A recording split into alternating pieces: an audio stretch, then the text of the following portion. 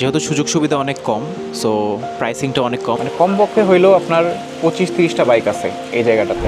So আমাদের রুমের অবস্থা যদি আপনাদেরকে একটু দেখাই, যারা বাইক নিয়ে আসে থানচিতে তারা আর কি এই জায়গাতে স্টে করে। সো রুমে আসলে ওইরকম কোনো এক্সট্রা কোনো জিনিসপত্র নাই, জাস্ট যেগুলো প্রয়োজনীয় জিনিস, যেমন চার্জিং দেওয়ার জন্য স্পট আছে, একটা ফ্যান আছে, আর একটা বেড আছে, আর হচ্ছে একটা টেবিল আছে।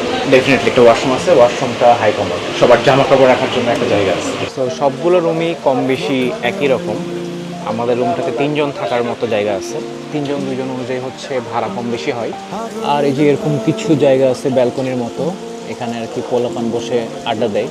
সবচেয়ে মজার ব্যাপার হচ্ছে এই যে দেখেন, মানে কমপক্ষে হইলেও আপনার 25-30টা বাইক আছে এই জায়গাটাতে। যেহেতু সুযোগ সুবিধা অনেক কম, সো প্রাইসিংটা অনেক কম। এখানে আপনাকে পার নাইট থাকতে হলে 1,000 টাকা দেওয়া লাগবে। এরকম একটা রুমে 3জন থাকতে পারে। 3জন থাকলে হচ্ছে পার পার্সন আপনার 300 টাকার একটু বেশি পড়বে।